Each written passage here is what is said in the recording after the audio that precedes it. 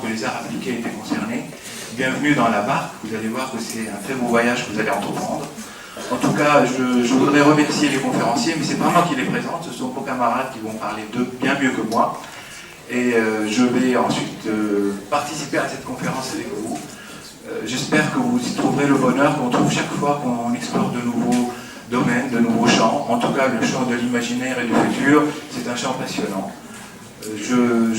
J'arrête là et je vous souhaite une très belle conférence et un très bon travail autour de ça. Alors donc bonjour à tous. Nous avons la chance d'accueillir ici Jean-Sébastien Steyer et Marc Boulet, auteurs du livre Demain les animaux du futur. Dans leur livre, ils se sont demandé à quoi ressembleront les animaux dans 10 millions d'années. Et ils ont ainsi imaginé les interactions entre les animaux et leurs environnements dans un monde où l'homme est absent. Donc maintenant, je laisse présenter les deux chargeurs.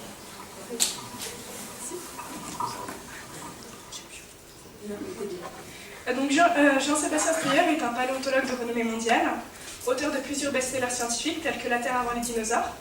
Par son métier, il participe à de nombreuses expéditions paléontologiques aux quatre coins du globe. Sinon, il travaille au CNRS Musée d'Histoire Naturelle de Paris.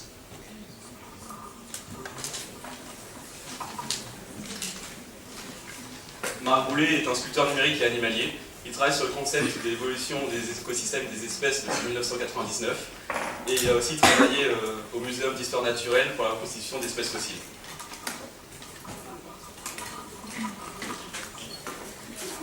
Merci beaucoup pour ces présentations. Merci à tous d'être venus aussi nombreux aujourd'hui et merci aux organisateurs et aux organisatrices de l'invitation. On est vraiment heureux aujourd'hui de vous présenter ce tandem en fait entre art et science et le fruit en fait de quelques années, voire en fait quelques décennies de travail.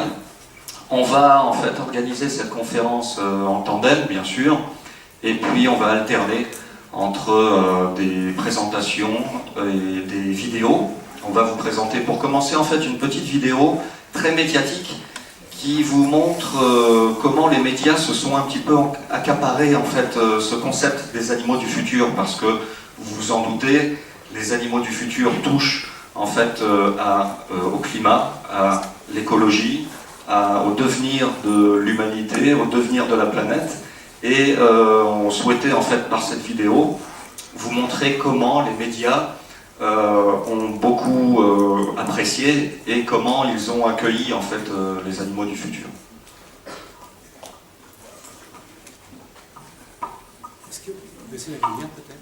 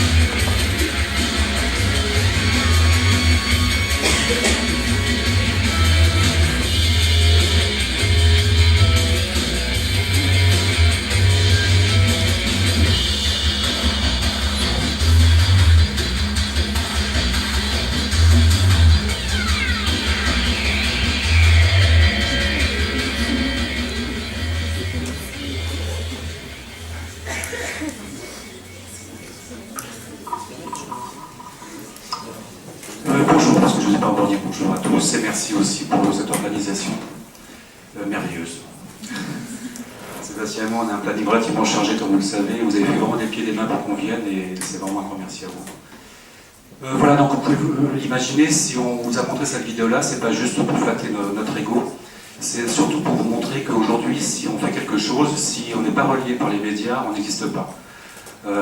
Quel que soit le domaine de compétence d'ailleurs, que ce soit aussi bien au niveau de l'art qu'au niveau de la science. Sébastien fait beaucoup de parutions, puisqu'il doit en faire, il doit publier. Moi, dès que je fais un visuel, soit une sculpture ou une illustration, il faut aussi qu'elle soit publiée. Premièrement pour gagner des sous, et puis surtout pour se faire connaître. Et je dis et je répète encore une fois, si on est ignoré des médias, on n'existe pas. Voilà, donc je vais passer la main à Sébastien pour qu'il vous présente un petit peu l'introduction de ce qu'on va vous raconter aujourd'hui. Alors moi effectivement je suis paléontologue, donc je travaille sur les fossiles pour reconstruire en fait l'évolution, cette belle évolution des espèces qui date depuis des milliards d'années. Hein. Vous savez que la Terre est très très très ancienne, 4,4 milliards et demi d'années, et l'évolution de la vie a aussi des milliards d'années derrière elle. Et en fonction de nos spécialités, nous paléontologues, on parcourt le monde à la recherche de fossiles. Moi je travaille sur ce qui se passe avant les dinosaures, comme vos jeunes collègues l'ont très bien présenté tout à l'heure, et donc je ramène en fait des fossiles avec bien sûr les exportations, les autorisations d'exportation des pays où je travaille, parce qu'un fossile appartient au patrimoine du pays en question, et donc je ramène en fait les fossiles pendant un certain temps au Muséum d'Histoire Naturelle à Paris, pour études et pour publication. Et quand je ramène un fossile, en fait j'appelle Marc, parce que ça fait à peu près 15 ans, 20 ans qu'on travaille ensemble, lui va reconstituer en fait le fossile en 3 dimensions. Vous connaissez tous Jurassic Park, hein, vous savez que c'est de la science-fiction, on est d'accord, on n'est pas capable aujourd'hui de recréer des dinosaures vivants, bien sûr, mais on est capable de savoir à quoi ils ressemblaient. On est capable de savoir quelle forme, quelle gueule en fait ils avaient grâce à l'étude des fossiles, mais aussi grâce au travail des paléo-artistes. Alors, paléo-artistes, ça ne veut pas dire que ce sont des artistes qui viennent du paléolithique. Ça veut dire que ce sont des artistes qui travaillent sur les espèces disparues. Et donc là, je passe le micro à Marc parce que grâce à la connaissance des sciences naturelles, de la nature et de la vie en fait de Marc, il va pouvoir m'aider à voir en fait en 3D, à reconstruire en 3D en fait les fossiles que je trouve moi uniquement à l'état squelettique et souvent fragmentaire. Oui, alors comme vous le savez, donc moi je fais plutôt le visuel, donc il y aura pas mal de visuels à montrer, à voir, en tout cas à regarder.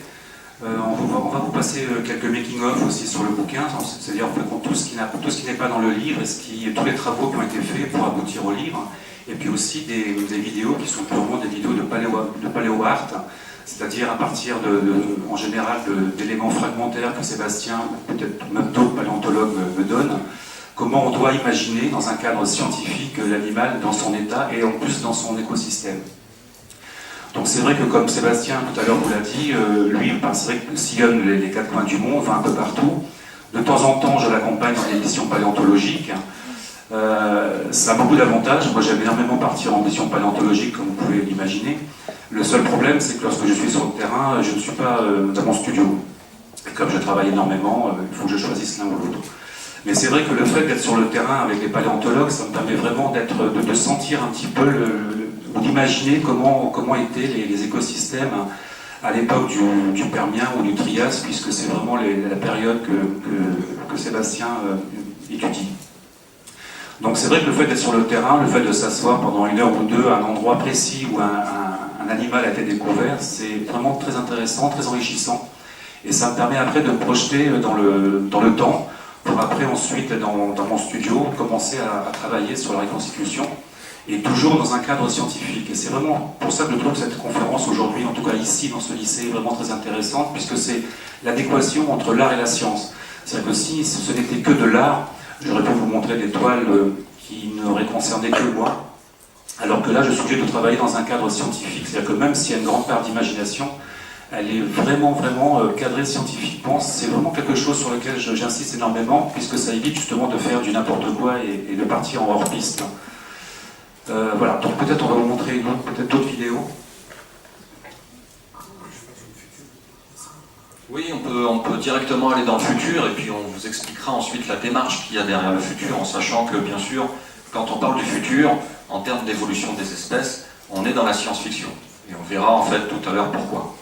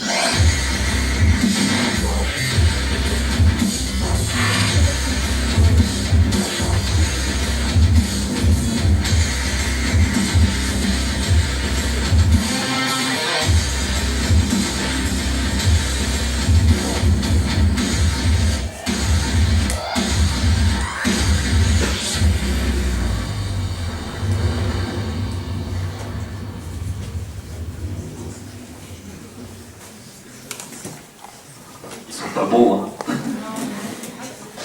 Alors il n'y a pas que des affreux, il n'y a pas que des carnivores, on a fait aussi des herbivores, on a fait des petits, on a fait des tout mignons même, des symbiotes, on a fait des parasites, on a reconstitué en fait un écosystème complet, plusieurs écosystèmes complets, dans une terre probable ou improbable d'il y a 10 millions d'années. Pourquoi je dis probable ou improbable? Parce que justement, on est vraiment dans la science-fiction ou la fiction-science, comme vous voulez, c'est-à-dire que on se base un petit peu sur ce qu'on connaît, bien sûr, de la nature actuelle, la fameuse biodiversité. On regarde comment cette nature actuelle a évolué, et évolue encore aujourd'hui, et on essaie d'imaginer la Terre dans 10 millions d'années, en sachant que l'évolution des espèces n'est pas modélisable. L'évolution des espèces fait intervenir trop de paramètres, non seulement le climat, les ressources en nourriture, les compétitions avec d'autres prédateurs ou d'autres herbivores pour l'accès aux ressources nutritives, encore une fois, l'impact d'une météorite qui peut passer par là, la génétique, bien sûr, l'hérédité, la loterie de la génétique, tout ça fait qu'il vous faudrait finalement un ordinateur quantique pour pouvoir modéliser réellement en fait l'évolution. Donc on n'est pas dans la prédiction. On ne peut pas dire dans 10 millions d'années, les affreux et les sympas aussi, que vous avez vu au tableau, seront réellement là, sur Terre, mais on s'amuse, en fait, c'est un exercice intellectuel qui s'appelle la biologie spéculative. La biologie spéculative, vous la trouvez quand vous regardez des films aussi, genre Avatar, par exemple. Vous avez vu Avatar? Oui. Bon, ils sont bien, ils ont vu Jurassic Park, ils ont vu Avatar. Bon. Avatar, le côté merveilleux en fait d'Avatar, pour nous en tout cas, c'est que l'écosystème est reconstruit. Vous avez des monstres, mais vous avez des herbivores, des carnivores, vous êtes dans une forêt, ensuite vous êtes dans le ciel avec les banshees. Il y a une rencontre avec différents maillons de la chaîne alimentaire, ce qu'on appelait autrefois la chaîne alimentaire, aujourd'hui on appelle ça un réseau trophique. Et c'est ce qui rend plausible en fait la fiction. Vous avez vraiment l'impression d'y être parce que vous découvrez, comme les héros, cet écosystème complètement inconnu, vous êtes carrément sur une autre planète. Et ça, c'est de la biologie spéculative. Ce sont des collègues de Marc qui sont à Los Angeles ou à San Francisco pour la plupart, qu'on appelle des créatures designers, c'est-à-dire qui imaginent des monstres plausibles avec des anatomies quand même assez, entre guillemets, logiques. Oui, l'avantage de ce genre de travail, en tout cas qu'on peut faire avec, que je fais avec un scientifique, c'est justement que, je reviens toujours là-dessus, je pense que ça va être un peu un running gag, souvent je peux vous dire ça, que travailler artistiquement dans un cadre scientifique, c'est vraiment épanouissant, dans le sens où plus il y a de contraintes, plus on s'épanouit. Et c'est vrai que ce soit de la biologie spéculative ou que ce soit de la reconstitution animalière, donc paléontologique, le fait qu'on ait des données biomécaniques ou des données ostéologiques ou biologiques, c'est-à-dire enfin qu'on l'étude des os, l'étude des muscles, nous permet vraiment, enfin en tout cas me permet vraiment de pouvoir imaginer concrètement et d'un point de vue logique tous les animaux qu'on a imaginés pour le livre par exemple. Et c'est vrai que l'idée des animaux du futur m'est venue il y a très longtemps, et puis c'était surtout aussi une adéquation entre les animaux que je faisais avant, donc les animaux du passé, et je trouvais qu'il y avait vraiment parce que les animaux sur lesquels j'ai travaillé pendant à peu près une vingtaine d'années, ça représente à peu près 350 millions d'années. Et c'est vrai qu'en 350 millions d'années, on s'imagine un peu, on voit très bien les animaux évoluer dans le temps. À chaque fois que je travaillais sur un fossile, il y avait toujours une corrélation avec un animal du passé avant lui, et il y avait toujours un référent contemporain. C'est qu'on ne peut pas faire une reconstitution paléontologique s'il n'y a pas de référent contemporain. À savoir, pendant très longtemps, dans mon atelier, parce qu'à l'époque j'avais un atelier, donc un studio, j'avais beaucoup de terrariums et d'aquariums où j'observais les animaux. Et à chaque fois que je devais faire un animal pour les paléontologues, je leur posais toujours la question de savoir à quel animal il pourrait ressembler aujourd'hui. Et c'est vrai que le fait d'avoir un référent contemporain aide énormément à la reconstitution. Alors c'est vrai qu'après, il faut aussi de sérieuses connaissances en paléontologie, en anatomie et en biomécanique surtout.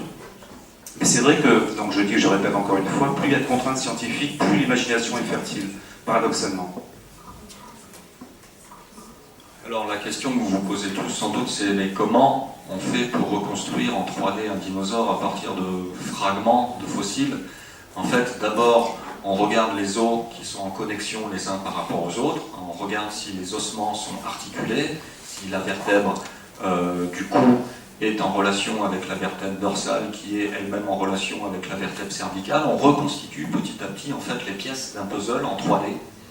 Donc ça peut se faire directement sur le terrain quand le fossile apparaît dans la roche, quand la roche est propice à la découverte. Ça peut se faire en 3D aussi grâce à des scans. On a maintenant des outils assez modernes, des CT scans, c'est-à-dire de la microtomographie à rayon X. Quand vous vous cassez le bras ou la jambe, vous allez passer une radio. En fait, ce qu'on appelle une radio, c'est une émission de rayon X qui fait qu'on voit l'intérieur de votre corps sans ouvrir votre corps, parce que sinon ça ferait un petit peu mal. Donc on peut voir où est la fracture, à quoi elle ressemble, et voir un petit peu si on vous met un plâtre ou une attelle, ou etc.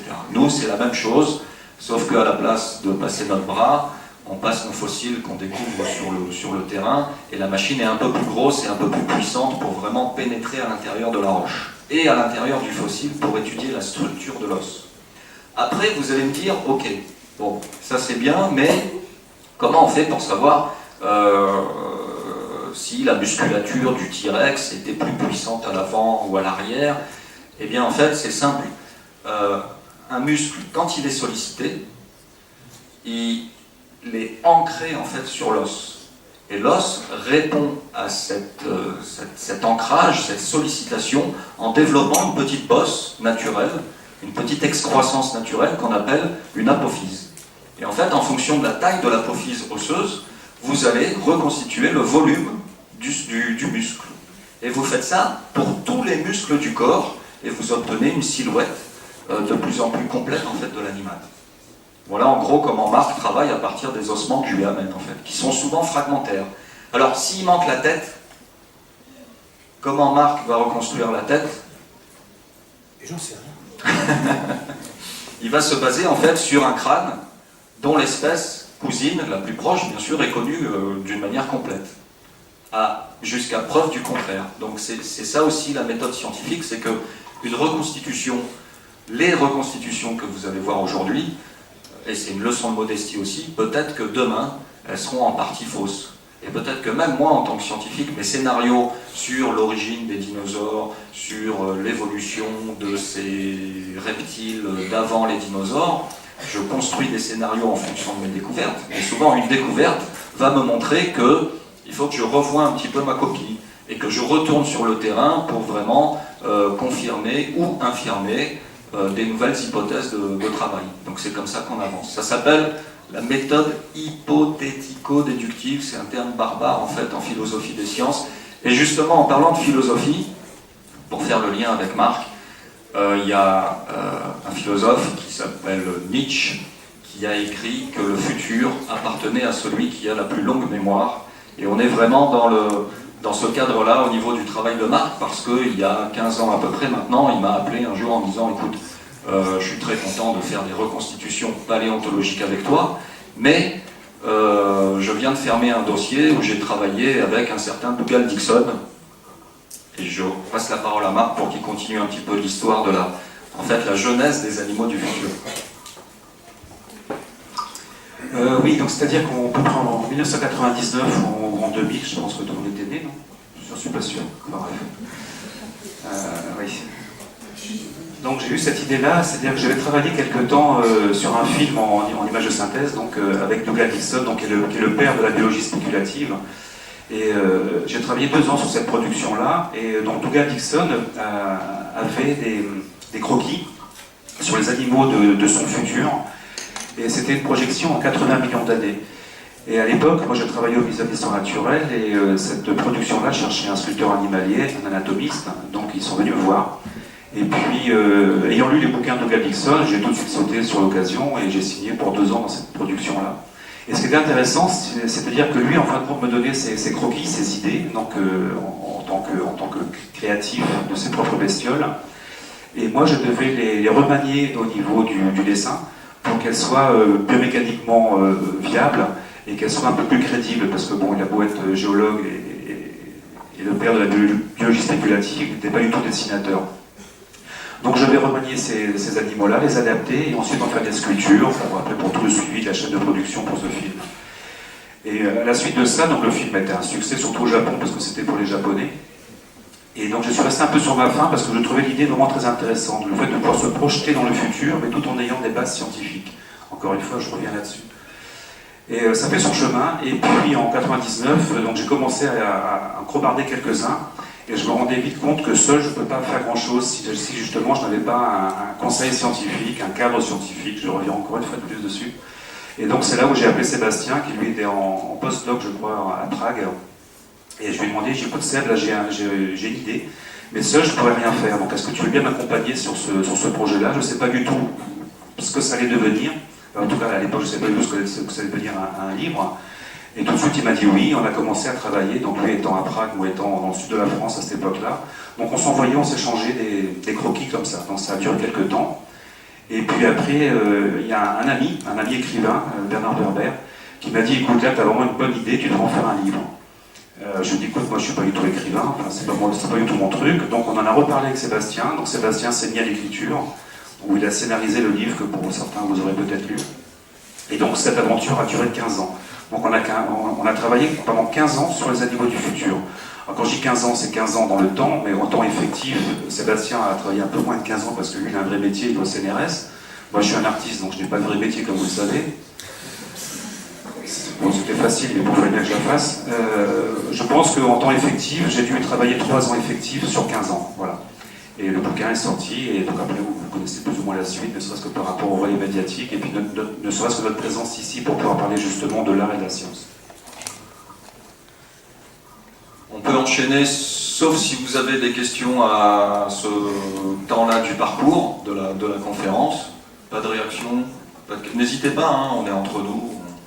On est en famille presque, donc allez-y. Je vous mets à l'aise. Pas trop quand même, hein. Non plus. Pas de réaction? Non? Pour l'instant, ça va? Quel autre film de science-fiction avec de la biologie spéculative vous connaissez?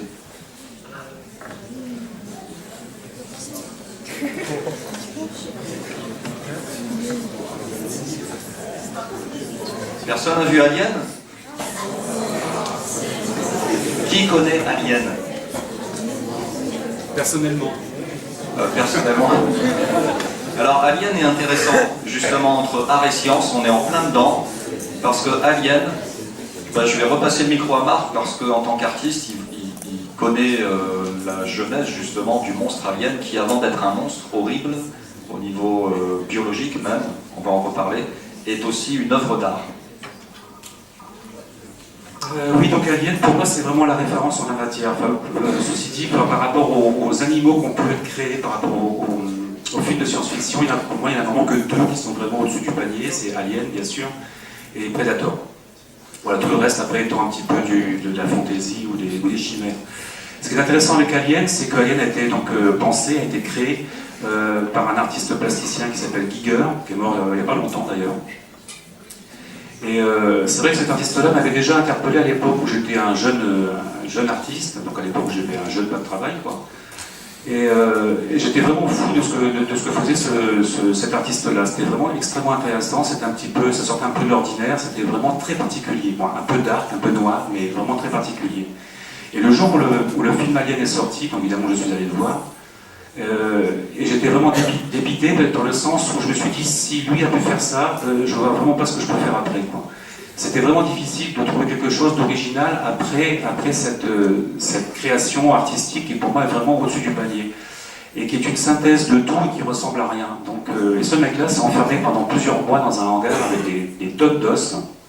Il a commencé à les couper, les assembler pour en faire l'animal que vous connaissez aujourd'hui, ou en tout cas la créature exogène que vous connaissez. Et c'est vrai que pour moi ça reste vraiment quelque chose, aussi bien au niveau du cinéma qu'au niveau de la création artistique pure, quelque chose qui est vraiment très particulier et exceptionnel. Voilà. C'est vrai qu'après, par la suite, Alien, je me suis amusé évidemment, comme vous pouvez bien l'imaginer, à le peindre, à le sculpter. Comme je suis bêta-testeur sur des logiciels de modélisation 3D, je me suis souvent servi de l'Alien comme modèle pour faire des tests sur des logiciels de modélisation 3D. Donc ça reste quand même quelque chose de toujours récurrent chez moi, et chez la plupart des artistes plasticiens d'ailleurs, qui n'a pas fait son alien caché au fond de son sous-sol, je crois que tous les sculpteurs que je connais, qu'ils soient des sculpteurs traditionnels ou des sculpteurs numériques, ont fait leur alien. Donc pour moi c'est vraiment un chef-d'œuvre. Et en termes de science, Alien est vachement intéressant aussi parce qu'il a un mode de développement complètement fou, mais finalement assez réel. On commence par un stade d'œuf, donc déjà c'est une espèce ovipare qui pond des œufs en termes scientifiques. Ensuite il y a un truc qui vous saute au visage, qu'on appelle le facehugger en anglais.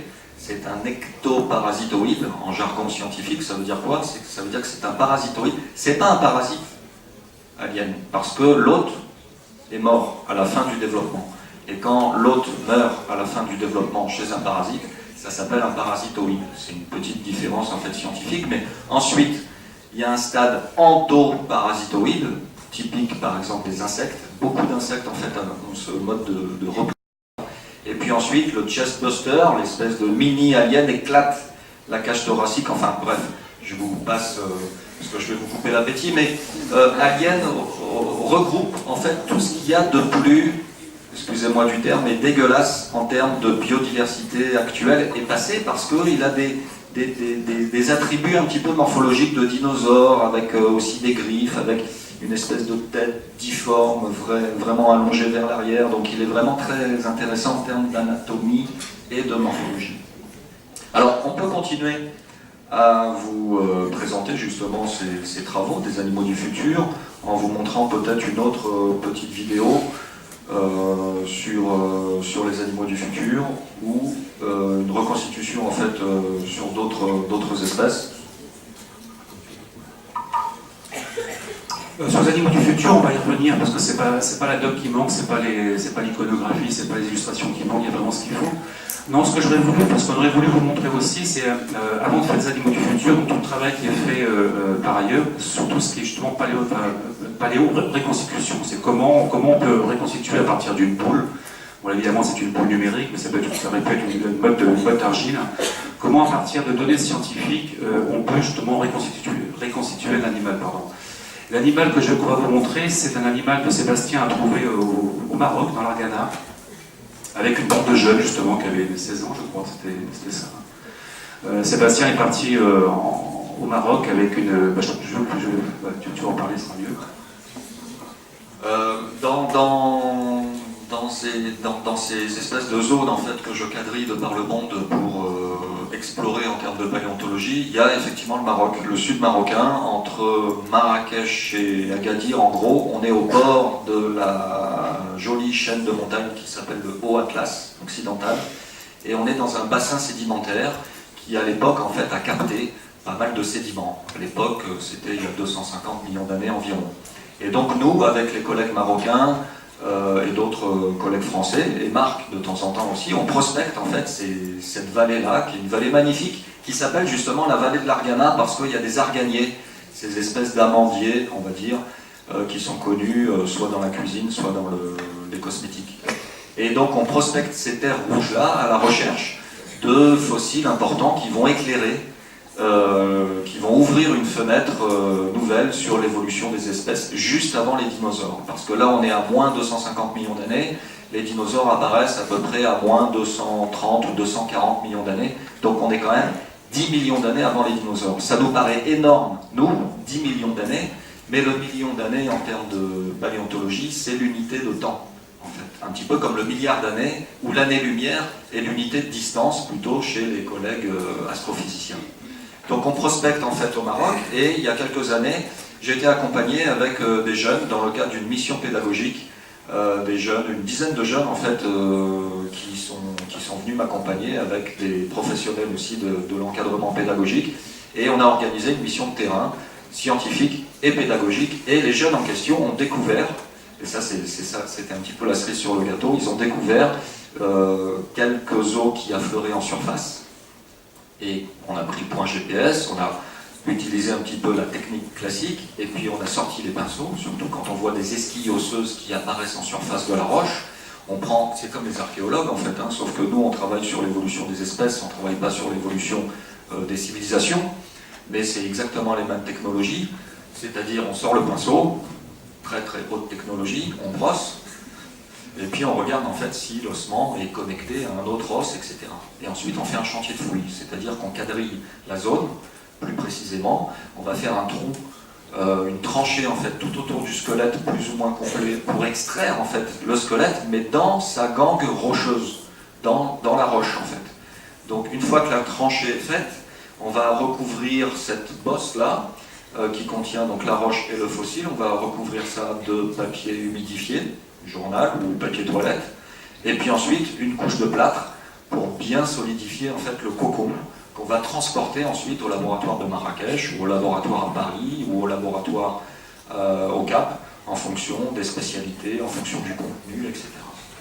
Et donc, cette année, Marc n'était pas avec nous, mais il nous a accompagnés sur le terrain l'année d'après, je crois, ou 2 ans après, et j'envoie en fait des photos et des dessins anatomiques à Marc.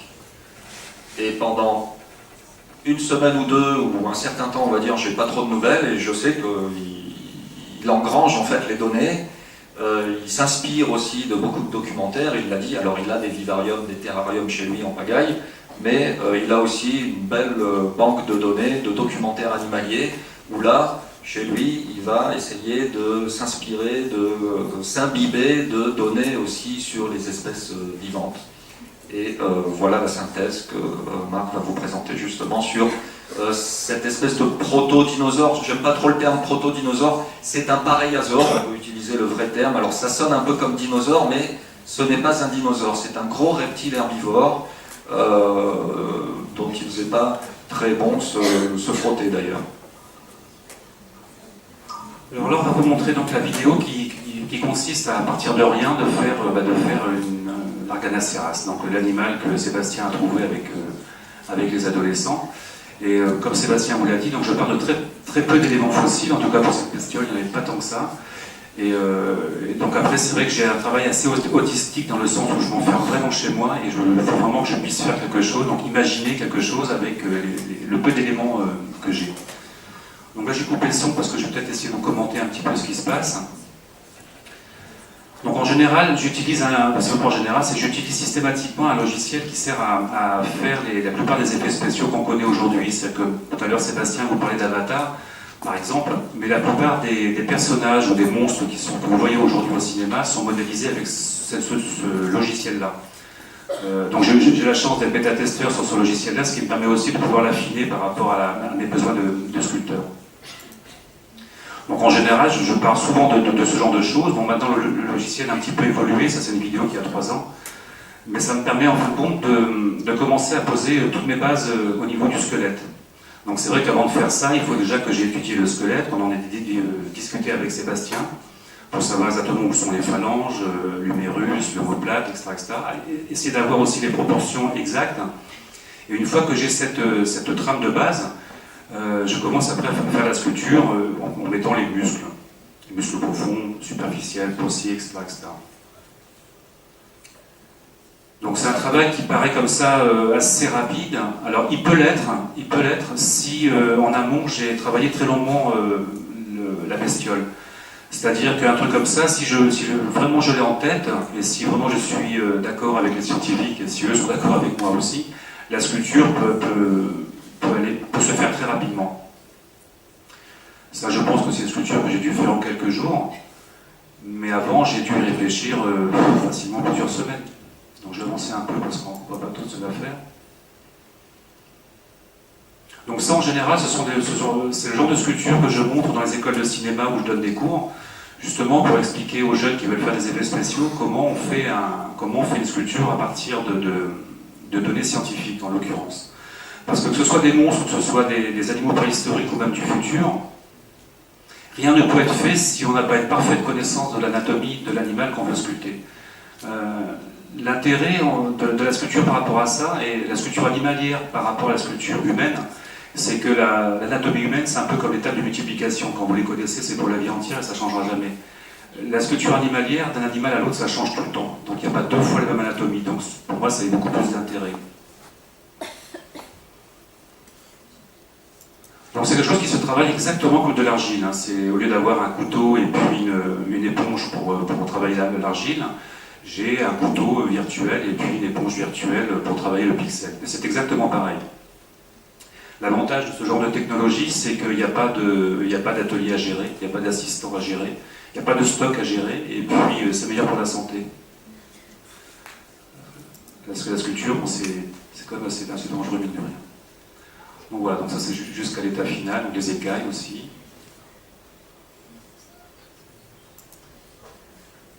Et ensuite lui donner une posture dynamique, une fois que toutes les parties anatomiques sont en place. Alors c'est vrai que cette vidéo-là, donc elle est assez rapide, mais à divers stades de l'évolution, j'envoie des planches à Sébastien qui corrigent éventuellement les erreurs de proportion que j'ai pu faire ou les erreurs anatomiques que j'ai pu faire. Donc c'est vraiment à chaque fois, c'est vraiment un travail en ping-pong permanent entre le scientifique et l'artiste. Ce qui est intéressant, c'est qu'un jour, Marc m'appelle en disant écoute, j'arrive pas trop à modéliser la mâchoire inférieure. C'était pas un pareiasaure, c'était un stégocéphale. Stégocéphale, c'est des espèces de salamandres géantes qui avaient des gueules de crocodile à l'époque, qui vivaient en fait dans les marécages, dans les fleuves et dans les rivières de la même époque en fait. Et il me dit j'ai un problème pour reconstituer, en fait, faire articuler plutôt la mâchoire inférieure et la mâchoire supérieure. Bon, ah bon, quel problème? Bah, écoute, ça s'emboîte pas, il y a un truc. Et puis j'ai revu en fait ma copie, j'ai revu mes photos, j'ai revu mes dessins anatomiques et j'avais oublié en fait un petit os justement qui complétait l'articulation. Donc pourquoi je parle de ça? Parce que c'est intéressant, la multidisciplinarité entre science et art va dans les deux sens. Marc, il l'a dit plusieurs fois, il est très content de travailler avec des scientifiques parce que les données scientifiques le cadrent, mais nous scientifiques, je parle pour toute la communauté de paléontologues parce que je ne suis pas le seul à travailler avec Marc, mais c'est un plaisir aussi de travailler avec des artistes qui peuvent aussi nous corriger. Puisque lui, en 3D, ne voyait pas l'articulation, j'ai dû revoir ma copie et en fait j'ai trouvé qu'il manquait un petit bout d'os qui complétait cette articulation. Donc l'artiste peut aussi corriger le scientifique. On est au même niveau, il n'y en a pas, je ne suis pas le savant et lui l'illustrateur. C'est vraiment une multidisciplinarité qui va dans les deux sens. En fait. Et par exemple, quand vous voyez ce gros plan sur cet animal-là, si tout à l'heure Sébastien nous avait pas dit que c'est un animal qu'on a trouvé dans l'Argana, je défie quiconque à me dire que c'est pas un animal d'un film de science-fiction ou un film imaginaire ou un dragon ou un animal du futur. C'est vraiment, et c'est là où justement le travail est intéressant, c'est que la plupart des animaux que l'on reconstitue au niveau paléontologique ont souvent des fois des gueules qui sont vraiment très spéciales, que personne n'a en mémoire, par exemple. Et donc on peut vite tomber justement soit dans la science-fiction, soit dans l'imaginaire, ou soit dans la paléontologie. Et je trouve ça vraiment très intéressant comme exercice, alors que celui-ci a réellement existé. D'ailleurs, il y a des formes de vie actuelles qui ont presque tout d'extraterrestres. Hein. Vous avez ce qu'on appelle des limaces des mers qui ont des gueules pas possibles. Vous avez des méduses qui sont bioluminescentes, qu'on croirait copier-coller dans un film de James Cameron. Encore une fois, je ne sais pas si vous avez vu Abyss. C'est un assez vieux film pour vous de science-fiction. Mais c'est le même réalisateur qui a fait Avatar. Et ce réalisateur-là est un fan d'océanographie et c'est même un explorateur océanographique puisque c'est un des rares êtres humains à être descendu dans la fosse des Mariannes à environ 10 000 mètres de profondeur dans un bathyscaphe dont il a financé en fait l'opération scientifique. Donc là aussi un bel exemple de collaboration entre l'art, le cinéma et la science, c'est-à-dire l'exploration en fait sous-marine.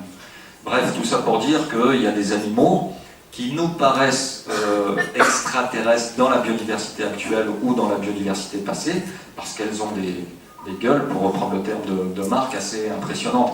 Et la limite, des fois, est ténue, c'est-à-dire elle est floue entre ce qu'on considère comme la normalité et ce qu'on considère comme l'exotisme. L'exotisme, typiquement, quand vous avez affaire à un film de science-fiction, pour faire exotique, on tombe souvent dans des clichés, et James Cameron, là, il est tombé par exemple dans Avatar, dans le cliché où il reprend des animaux, il y a des espèces de chevaux, il y a des espèces de panthères noires, il y a des espèces de ptérosaures, mais il rajoute une paire de pattes. Et le fait de rajouter une paire de pattes, donc on passe des animaux tétrapodes, tétra c'est 4, à des animaux hexapodes, hexa c'est combien 6, très bien, vous suivez. On passe en fait à des animaux complètement chimériques, un petit peu comme durant l'Antiquité, les Grecs ou les Égyptiens imaginaient leur divinité ou leurs créatures fantastiques, typiquement Pégase, ou le centaure, ou le minotaure, ce sont des morceaux d'animaux qui sont assemblés avec d'autres morceaux d'animaux ou d'humains. Et ça, en termes de plausibilité ou en termes de logique en fait biologique, ça ne peut pas exister. C'est pour ça que c'est intéressant de travailler avec Marc, qui lui a en tête aussi ces notions d'histoire naturelle, cette science naturelle aussi, parce qu'il ne l'a peut-être pas assez dit, mais c'est aussi un naturaliste, c'est-à-dire quelqu'un qui s'intéresse à la vie vivante, à la vie passée, à l'évolution des espèces. Il faut quand même des bases scientifiques pour faire ce genre de paléo-art. Tout à l'heure, je vous ai montré un animal précédemment et les grandes dents, là je vous en montre encore un autre. Celui-ci par exemple est un animal totalement chimérique, c'est-à-dire par contre il y a un bec d'oiseau, il a des dents, quasiment des yeux de biche, enfin, il a des poils, on ne sait pas trop si c'est des poils ou des proto-poils. Et l'intérêt de ce genre de bestiole par exemple, c'est qu'on ne sait pas trop s'il fait partie du passé, du présent imaginaire ou du futur. C'est une... Je ne sais pas, par exemple, ceux qui pensent que ça fait partie du futur, par exemple. Qui dit futur? Ah. 2 courageux, 3 courageux. Donc ça veut dire que tous ceux qui lèvent le doigt n'ont pas lu le livre, d'accord? Qui dit c'est une espèce actuelle? Non, ça se saurait. Qui dit c'est une espèce du passé? Voilà, donc ça c'est vraiment l'exemple même de l'animal du passé qui sort on ne sait pas où, c'est vraiment un animal très chimérique. Et pourtant, lorsqu'on a trouvé le crâne, c'était au Laos, et je faisais partie de la mission paléontologique au Laos, justement, lorsqu'on a trouvé le crâne, c'était vraiment un crâne très particulier, avec cette espèce d'avancée comme un bec, et cette espèce de petite canine. Et donc c'est un animal que j'ai reconstitué en 2007, je crois, 2008. Bon, pour le passé, je pense qu'on reviendra éventuellement tout à l'heure dessus. Maintenant, on va peut-être parler des animaux du futur, comment on les a inventés avec les écosystèmes et tout. Je montre les images et tu fais comment. On va passer maintenant du côté futur. C'est vrai que vous avez vu que la différence était encore une fois ténue, c'est-à-dire floue, en termes d'imaginaire porté par ces belles images. Et ce qui est intéressant aussi avec Marc, comme paléo-artiste, c'est qu'il personnifie entre guillemets les espèces. C'est-à-dire qu'il ne va pas faire une espèce, il ne va pas s'arrêter à la représentation de l'animal. Il va personnaliser un petit peu l'animal, lui donner une histoire propre, avec une cicatrice, avec un œil un peu fermé, un petit peu comme le dernier King Kong de Peter Jackson, où on voit le gorille en fait géant, bardé de cicatrices. On voit que c'est un vieux mâle qui a vécu, quoi. C'est le dernier représentant de son espèce. Ce qui est bien avec Marc, c'est qu'il personnifie un petit peu en fait les espèces du passé comme les espèces du futur. Et donc ce qui nous fait passer du côté du futur en imaginant en fait un manchot. Un manchot, vous connaissez les manchots, ce sont des oiseaux. Au passage, les oiseaux sont des dinosaures. On peut en parler plus tard si ce raccourci-là vous dérange. Mais ce sont des dinosaures qui ont des plumes et qui se portent très bien aujourd'hui en fait. Donc quand on vous parle de l'extinction des dinosaures, il faut relativiser parce qu'à l'époque, il y avait déjà certains petits dinosaures, alors ils étaient petits certes et puis ils n'étaient pas encore comme ça, mais il y avait certains petits dinosaures qui s'étaient déjà transformés en oiseaux. Et il y a 66 millions d'années, il y a une grande crise de la vie qui balaye de la surface de la carte terrestre en 70% des espèces. 70% des espèces, ça veut dire que 30% des survivants repeuplent en fait les milieux, la terre, les mers, les rivières, etc. Et dans ces 30% de survivants, il y a les oiseaux. Par contre, bien sûr, il n'y a pas les T-Rex, il n'y a pas les diplodocus, il n'y a pas les dinosaures classiques. Mais il y a les oiseaux, il y avait les oiseaux, il y a encore les oiseaux, ils se portent très bien aujourd'hui. Donc du coup, dans le futur, Marc a quand même pris les oiseaux comme aussi matériel de base pour les projeter dans 10 millions d'années et imaginer quelle tête il pourrait en fait avoir dans 10 millions d'années. Donc là, on a pris une base de manchot. Le manchot, vous connaissez, c'est un oiseau en fait d'Antarctique. Au nord, au pôle Nord, ce ne sont pas des manchots, ce sont des pingouins. Et les manchots en fait sont inféodés en fait au niveau de l'hémisphère sud, au niveau du pôle sud, et ils remontent en fait sur Terre, ou plus précisément sur la banquise, pour pondre des œufs. Donc nous on a poussé à l'extrême un petit peu cette adaptation marine de l'oiseau, en imaginant un manchot du futur qui ne remonte plus sur la banquise pour pondre ses œufs. Alors ça implique quelque chose. Ça veut dire que l'œuf, le poussin, si vous voulez, il va sortir de l'œuf, mais quand l'œuf est encore à l'intérieur du corps de la maman. Alors ça paraît un peu, je vous vois faire la grimace, mais ça existe aujourd'hui. Les vipères, c'est ça. Il y a les reptiles marins de la préhistoire, c'est-à-dire les reptiles qui sont retournés au milieu marin, au milieu aquatique à l'époque des dinosaures. Ils avaient ce système-là, cette adaptation-là, en fait, au milieu marin. Alors la vipère, ok, c'est pas marin, c'est désertique, mais ça permet en fait soit une espèce de peupler, d'habiter en fait le milieu marin, soit une espèce qui est, on appelle ça, qui est euryhaline, c'est-à-dire qui est désertique, donc qui est soumise à des stress osmotiques à cause des variations de température, de se reproduire en fait. Donc finalement, ce qu'on a fait, c'est qu'on s'est basé sur des animaux qui se portent bien aujourd'hui, typiquement les oiseaux. On a pris le cas du manchot, mais il y en a de partout aujourd'hui des oiseaux. Il y en a sur tous les continents pratiquement. Il y a des granivores, il y a des nectarivores, mais il y a aussi des prédateurs, charognards. Il y en a qui sont herbivores. Pensez aux canards qui broutent des petites algues en milieu d'eau douce. Il y a beaucoup d'oiseaux. C'est un des groupes de tétrapodes. On en parlait tout à l'heure, tétra c'est 4, c'est-à-dire les vertébrés qui possèdent des pattes, à l'origine 4 pattes, même si les pattes avant chez les oiseaux sont transformées en ailes, les oiseaux c'est un des groupes de tétrapodes les plus importants en termes de biodiversité actuelle. Donc on s'est basé quand même sur les groupes d'espèces qui se portent bien aujourd'hui, et puis on a rayé de la carte, malheureusement, les espèces qui sont déjà aujourd'hui sur la liste des espèces menacées d'extinction. Et on a construit un petit peu notre carte de cette façon-là. Ça, c'est un autre oiseau sympa. Je laisse la parole à Marc qui va en parler. Celui-là, moi, je l'aime particulièrement. Vous voyez, je les aime tous, à vrai dire, mais celui-là, je les aime bien parce que lorsqu'on a commencé à travailler sur la chaîne trophique, justement, avec Sébastien là-dessus, il y avait évidemment le superprédateur. Vous savez qu'aujourd'hui, à part les virus, nous sommes le superprédateur de la planète. À part, j'ai bien par les virus. Ils sont prometteurs, ceux-là. Et donc dans notre scénario, donc je répète, c'est aussi un scénario, ce n'est pas du tout le futur ne sera certainement pas comme nous on l'a dépeint, c'est juste une probabilité quasiment infaisable. Mais en tout cas, elle est viable. Donc dans le super prédateur, je vous montrerai après, ce qui me gênait, on en avait parlé avec Sébastien, c'est que le super prédateur, il n'y avait rien au-dessus de lui. Et moi, ce qui m'énerve justement, c'est le pouvoir absolu. C'est personnel. Hein. Donc il a fallu créer quelque chose, il a fallu inventer quelque chose pour pouvoir justement réguler le super prédateur. Et donc on a planché sur ces petites bestioles-là, dont l'ancêtre actuel, le cousin actuel est le corbeau. Comme vous devez le savoir, je suppose, les corbeaux ont quand même une intelligence un peu au-dessus de la moyenne. Et donc ces animaux-là, qui s'appellent les oviraptors, ont la même apparence que les poussins des grands prédateurs. C'est-à-dire qu'ils peuvent se balader tranquillement parmi les prédateurs, puisqu'ils ressemblent vraiment aux poussins des prédateurs.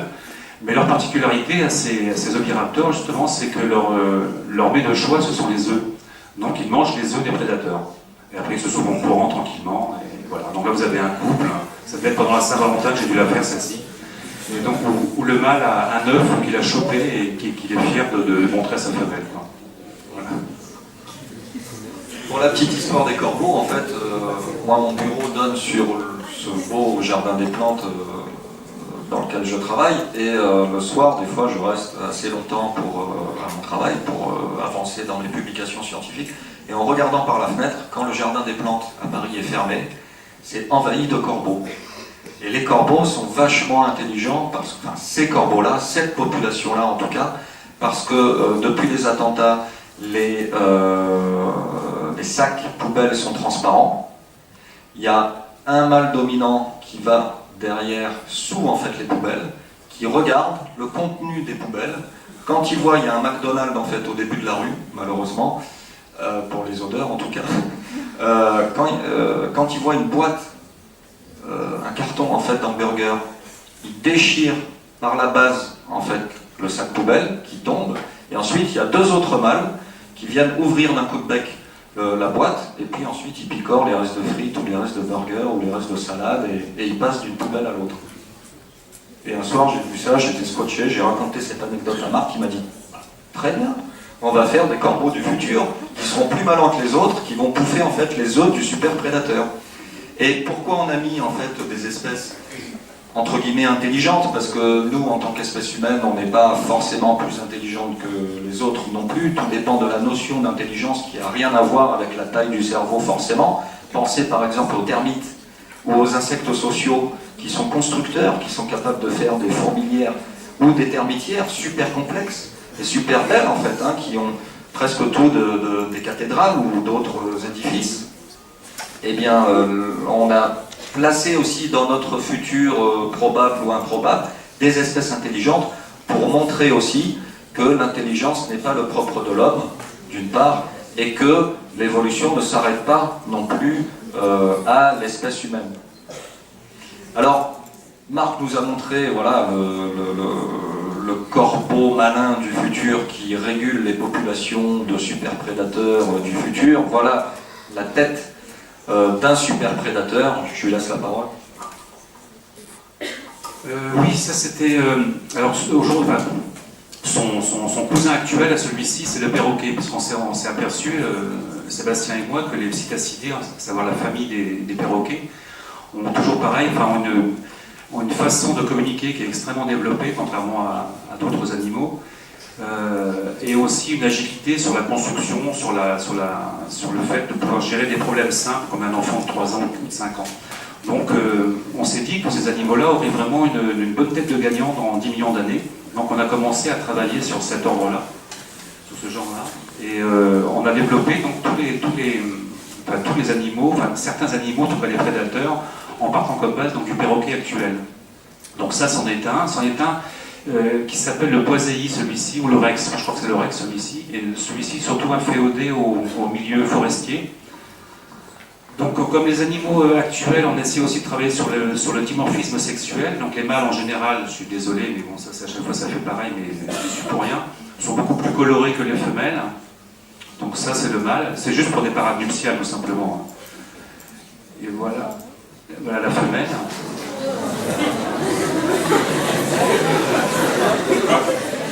Elle est juste grise, c'est tout.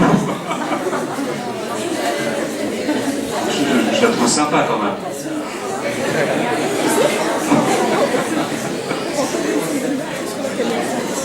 Voilà, donc le mâle. Le mâle, ça vous fait moins rire, je sais pas pourquoi. Alors à partir du moment où Sébastien et moi, on est d'accord sur le sujet du travail, là ce que vous voyez là, c'est une image finale, donc il y a les plumes, il y a les couleurs, il y a tout, il y a le dimorphisme sexuel, évidemment vous allez encore rire, c'est la femelle, on la passe vite, voilà. Et ça, voilà, donc avant de voir les images finales que vous venez de voir, il faut quand même travailler sur l'animal, sur sa crédibilité, sur sa plausibilité, savoir si biomécaniquement il fonctionne. Donc je me donne comme mot d'ordre de tout modéliser, donc là je modélise tous les os d'un animal, que je soumets à Sébastien pour savoir si biomécaniquement ça tient la route, savoir si au niveau des proportions, au niveau de la physique même de l'animal, si c'est plausible, si ça peut fonctionner. Et comme la plupart de ces animaux-là sont modélisés en 3D, ils sont quasiment prêts à l'emploi pour faire un film. C'est pour ça aussi que je me dois vraiment de travailler vraiment la biomécanique pour après les animer correctement. Donc ça c'est un squelette sur lequel on a travaillé pas mal de temps, je trouve, parce qu'on a remis la copie à l'ouvrage plusieurs fois pour que ça puisse vraiment tenir la route correctement. Là, je vous montre que les os, mais aussi il y a les muscles qui sont modélisés, il y a à peu près tout. Donc ça fait partie aussi des animaux qu'on aime bien, enfin, pas parce qu'ils sont super prédateurs, parce qu'on y a beaucoup travaillé surtout. Et donc, quand Marc m'envoie sa première version en fait d'un animal, moi, quand je reçois ça, eh bien, je fais comme si je découvrais en fait un fossile en Zambie ou au Laos ou au Maroc. Je sors ma boîte à outils de paléontologue et je vais essayer de repérer des caractères anatomiques qui vont me permettre d'identifier un groupe d'oiseaux, mammifères, mollusques, etc., insectes, et puis je vais écrire un texte en donnant un nom de genre, un nom d'espèce, c'est ce qu'on appelle la classification binominale, et j'envoie en fait mon texte à Marc. Et ce texte-là le nourrit et lui permet en fait d'affiner sa forme qu'il a lui-même imaginée. Et en 2-3 ping-pong, ou tennis en fonction de la saison, ça fonctionne en fait. Alors pour revenir sur le Tyrannornis rex, donc l'espèce de vilain, pas beau, perroquet géant du futur, c'est un oiseau en fait, c'est un perroquet en l'occurrence qui est retourné au milieu terrestre. D'accord? Donc il a plus d'ailes à l'avant, il y a ce qu'on appelle, on appelle ça une régression en fait des membres antérieurs, des ailes.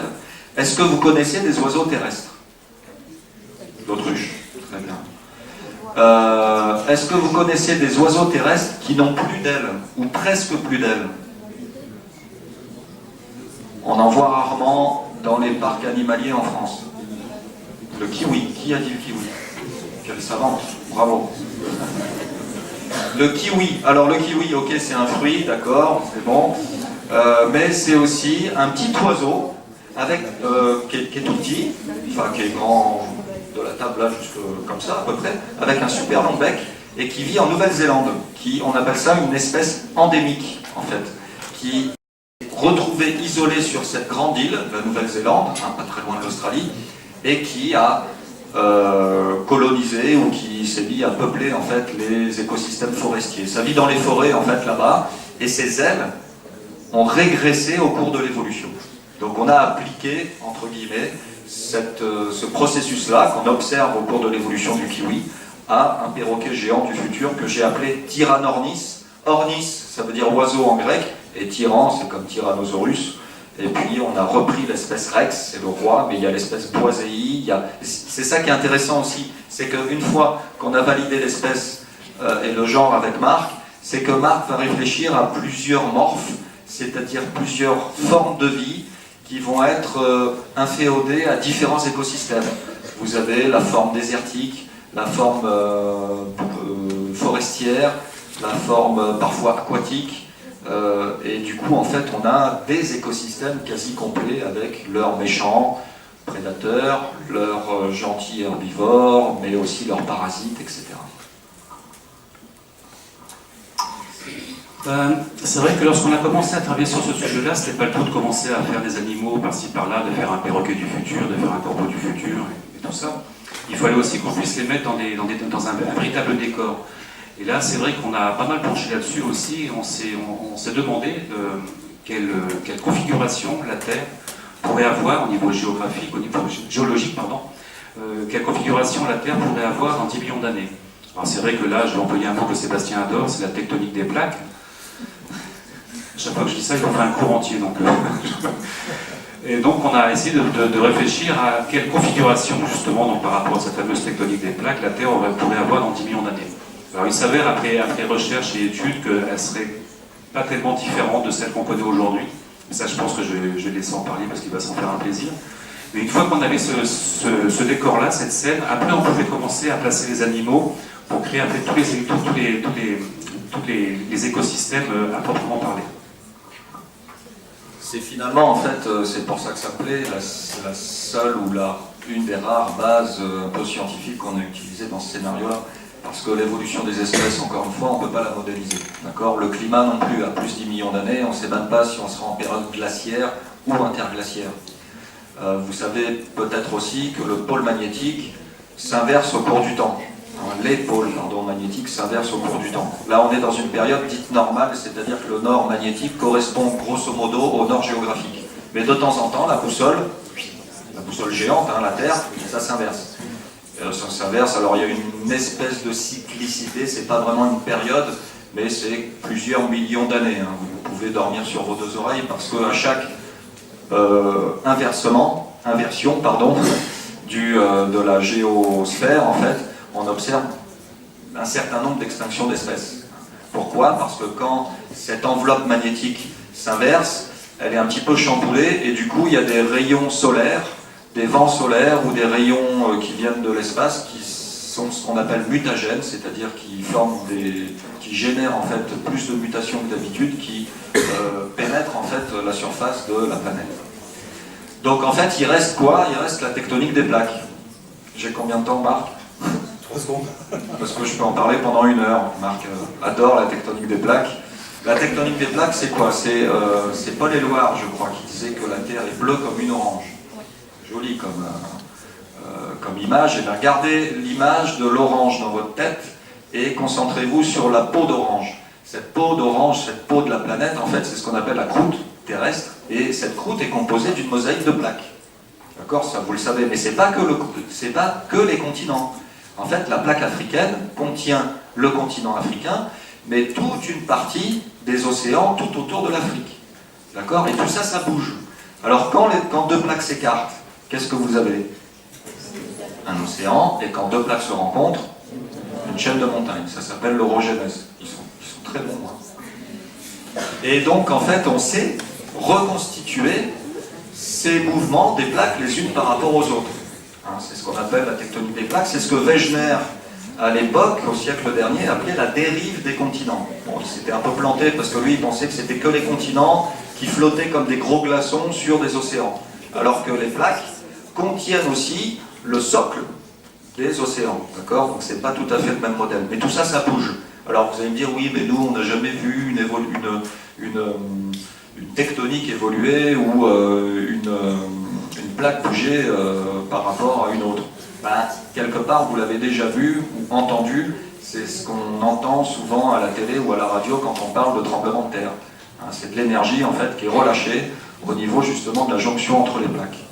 À l'échelle des temps géologiques, on sait quelle position les plaques avaient les unes par rapport aux autres. Et on sait que c'est à peu près entre 3 et 10 cm par an.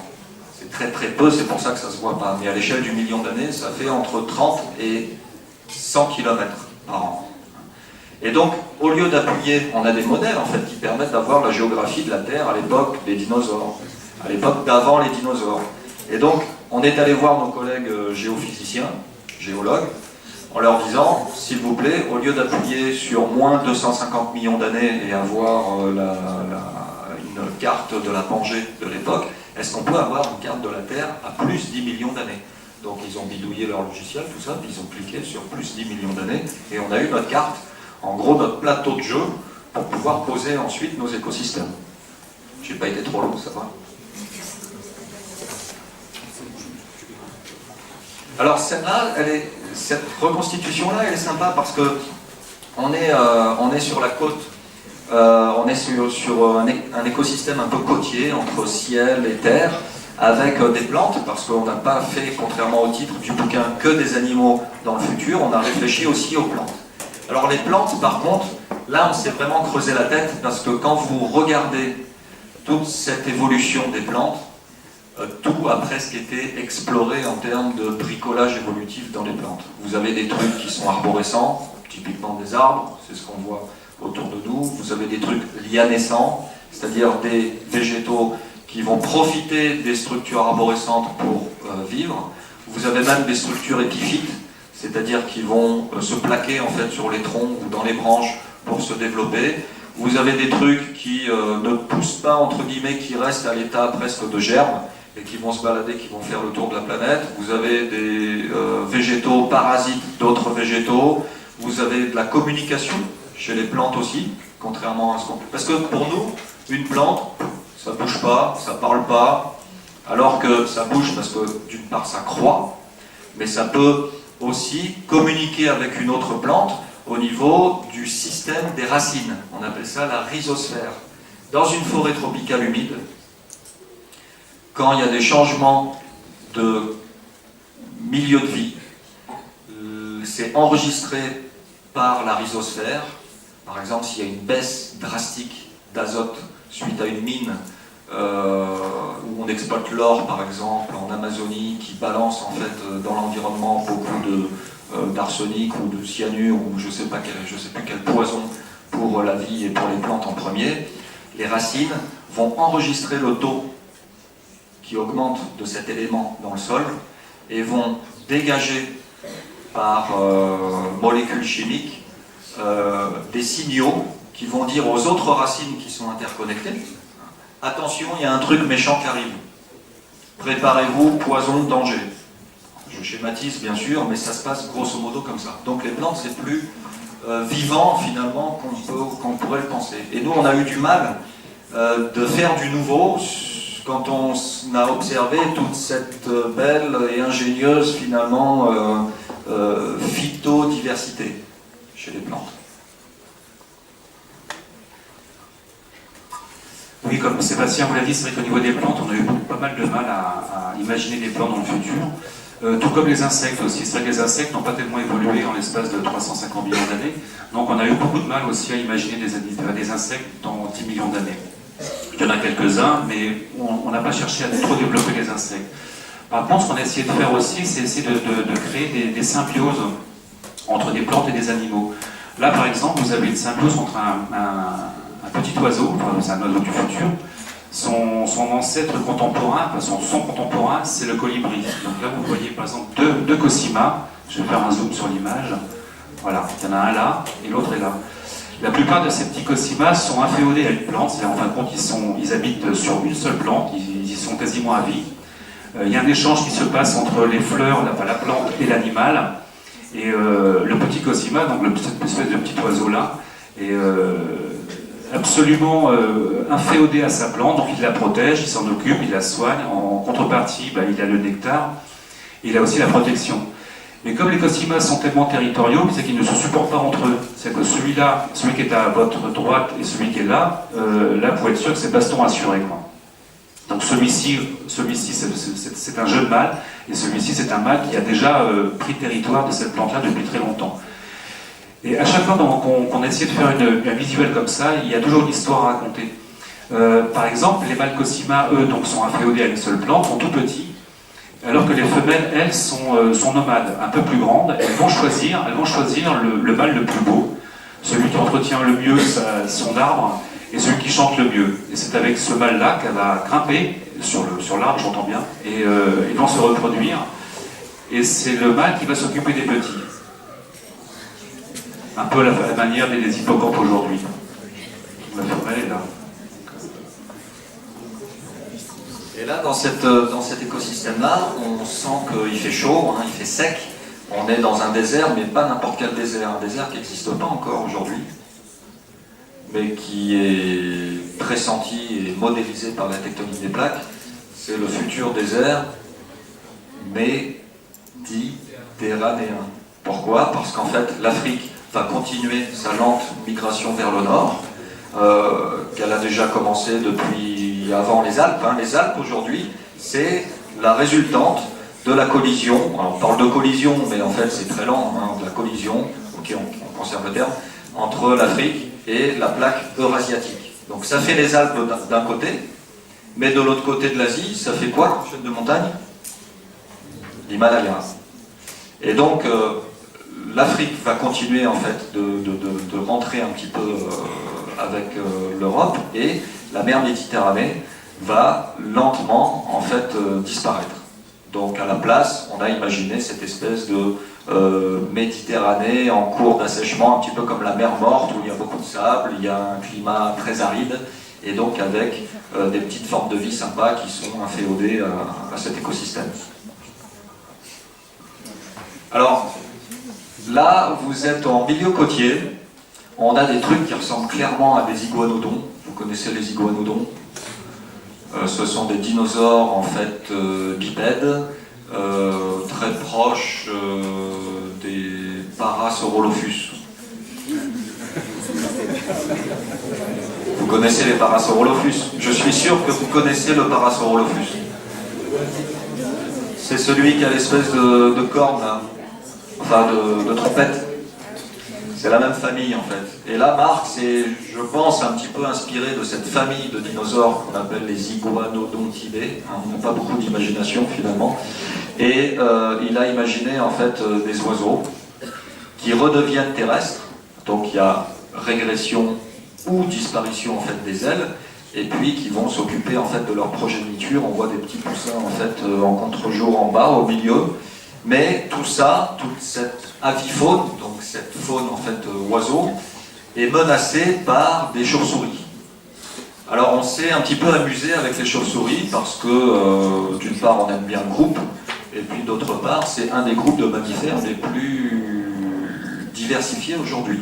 Après les rongeurs, vous avez des milliers d'espèces de chiroptères, c'est le nom du groupe connu de par le monde actuellement. Il y a des espèces qui sont...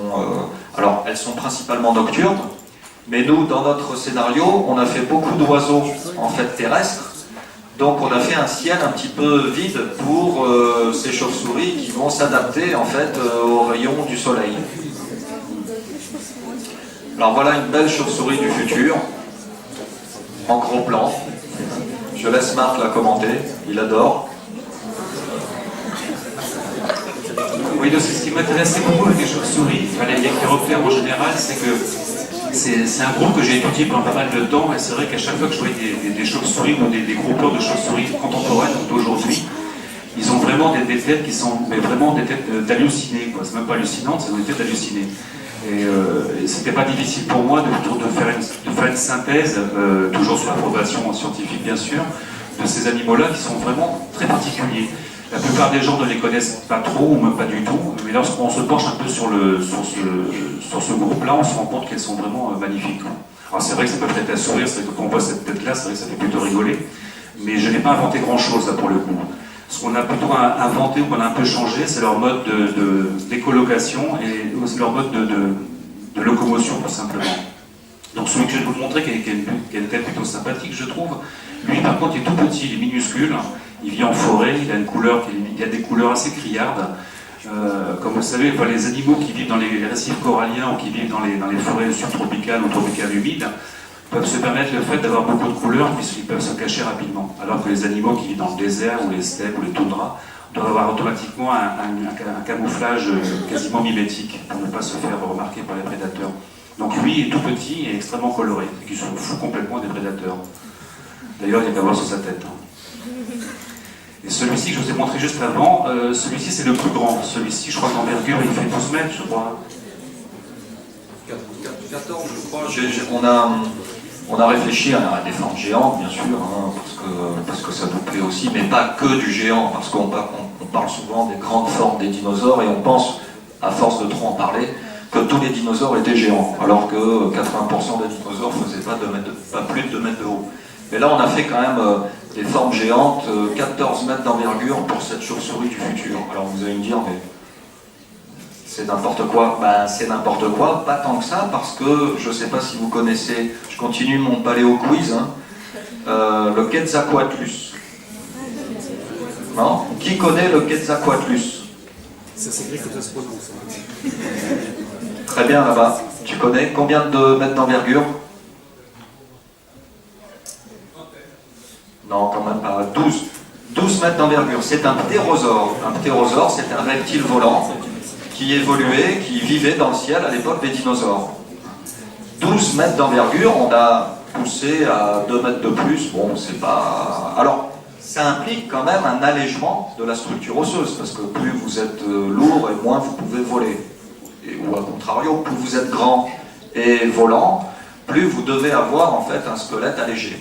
Donc on a imaginé ce squelette, Marc a imaginé le squelette en fait complètement creux, avec des os creux, comme c'est le cas chez les oiseaux par exemple, ou chez les théropodes en général. Le T-Rex avait déjà des os un peu plus creux que la moyenne à l'époque.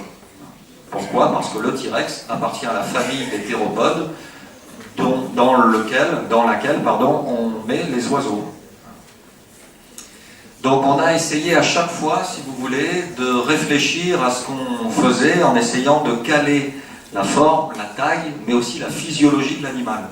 Et la physiologie, elle est déduite ou inventée, bien sûr, à partir de physiologies existantes. Typiquement, chez l'ichthyosaure manchot du futur, on a imaginé une physiologie proche des cachalots, qui sont des mammifères parmi les meilleurs plongeurs en fait dans le monde animal. Je crois que c'est près d'1 heure de plongée. Ça n'a pas des branchies, un cachalot, hein, on est d'accord, c'est un cétacé, donc un mammifère réadapté au milieu aquatique, donc ça respire par des poumons. Essayez, vous, de faire, enfin je ne vous conseille pas, mais essayez de faire 1 heure d'apnée. Au bout d'une minute ou deux, on appelle le SAMU, quoi, déjà. Le cachalot, c'est entre 30, on va dire, et 1 heure. C'est cet ordre de grandeur-là. Et c'est 3000 mètres de profondeur. Essayez-vous déjà de faire 5 mètres en profondeur dans une piscine où il y a un grand plongeoir. C'est pas évident. Le cachalot, c'est plusieurs milliers de mètres. Donc on a repris un petit peu cette physiologie-là, qu'on a appliquée à cet oiseau du futur. En parlant d'oiseau, Marc l'a mis à l'écran, une autre forme disséquée, un peu intéressante, parce qu'on a parlé d'oiseaux futurs qui n'ont plus d'ailes comme le kiwi. On s'est dit, tiens, pourquoi ne pas imaginer des ailes qui se transforment en membres antérieurs, on appelle ça graviporteurs, c'est-à-dire qui sont capables de supporter une partie du poids du corps. Et donc on a imaginé des girafornis, donc des oiseaux girafes du futur, dont vous avez ici une dissection et une évolution de la patte avant. En fait, à gauche, c'est le squelette d'une aile de poulet, ou de pigeon, ou de poule, ou de n'importe quel oiseau actuel. Et puis, Marc a pris en compte l'architecture osseuse des oiseaux actuels pour transformer cette aile en d'éventuelles ailes porteuses, en fait, d'une partie du corps. Et voilà à quoi ressemble la bestiole.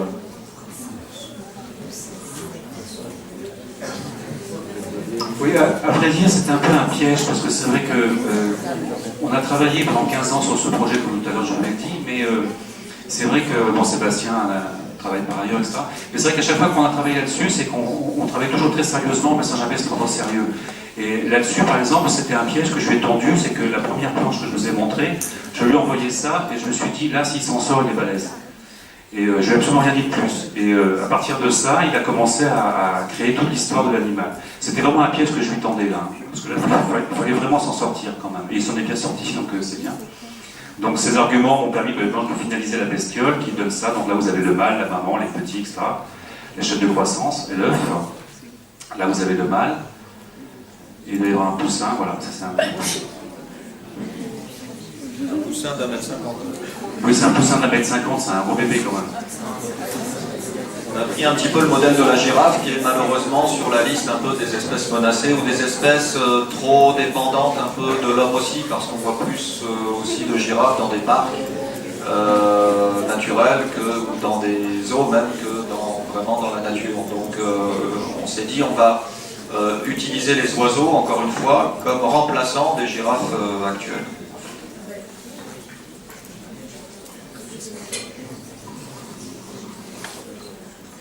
Ça va? Pas de réaction, pas de questions à ce ce moment-là? Non? On continue?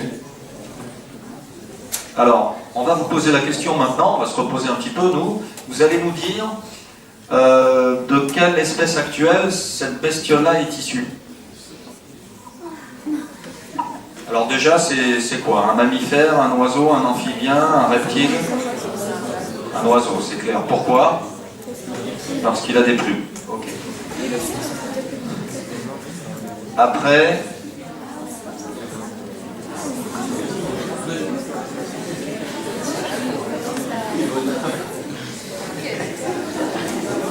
Après le mâle et la femelle. Où est le mâle? À gauche. Parce que souvent chez les oiseaux, Marc l'a dit, le mâle a un peu plus d'apparat pour faire le cake, pour pouvoir se reproduire.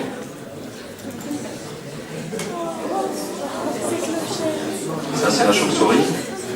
On peut parler d'oursin, parce que ce qui est intéressant aussi, c'est que on s'est amusé à mettre des noms de genre et des noms d'espèces un peu délirantes. Vous connaissez l'oursin crayon? C'est un oursin dont les piquants ont un peu la forme de crayon, en fait. Et on a utilisé cet oursin-là pour l'imaginer terrestre dans un futur improbable, avec des formes géantes qui sont prédatrices. Les oursins ont des pièces masticatrices, des pièces mandibulaires qu'on appelle la lanterne d'Aristote. C'est avec cette espèce de bec en plusieurs parties que l'oursin en fait casse, éclate des coquilles de gastéropodes pour les manger. L'oursin géant du futur s'appelle Néo-Sidaris. Bon, Néo c'est nouveau, ou du futur, et puis Sidaris souvent c'est le suffixe qui est utilisé en terminologie en fait pour le groupe des oursins. Donc Néo-Sidaris Schwarzeneggeri. Parce qu'il est gros, grand et lourd et assez brutal.